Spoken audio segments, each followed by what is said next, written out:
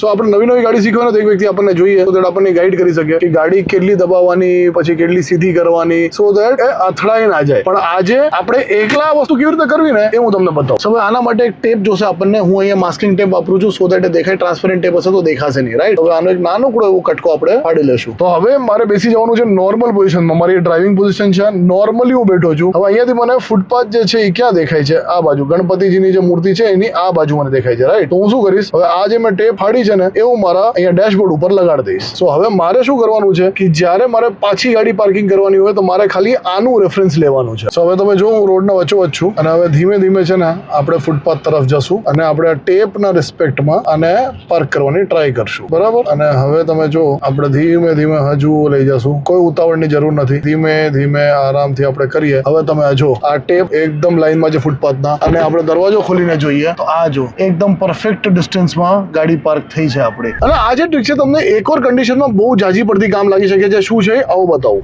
હવે ઘણીવાર હાઈવે ઉપર એવું થાય કે આ તો અત્યારે ઠીક છે ડબલ લેન છે, બટ બાકી સિંગલ લેન હોય અને સામેથી બીજી ગાડી આવતી હોય તો તમારે અહીંયા દબાવવાની હોય. તો હવે રોડ થી નીચે ના ઉતરી જાય તો તમે કેવી રીતે જજમેન્ટ લ્યો? તો આ પટ્ટી તમને એમાં પણ કામ લાગશે. હાઈવે ની લાઈન છે એના સાથે આ પટ્ટી છે. હવે તમે જુઓ કે રોડ થી આ ગાડી એકદમ એન્ડ સુધી પરફેક્ટલી આપણે અત્યારે રાખી છે કેમ કે આપણા પાસે આ ટેપ છે રેફરન્સ માટે. તો બસ આની પ્રેક્ટિસ કરતા રહ્યો. થોડું ટાઈમ લાગશે પણ એકવાર પરફેક્શન આવી ગયું ને, ફાવટ આવી ગઈ ને તો મોજ પડી જશે. અને એ જ મોજમાં ફોલો કરો ઓટો વેરાગીના આવા જ વિડીયોઝ માટે.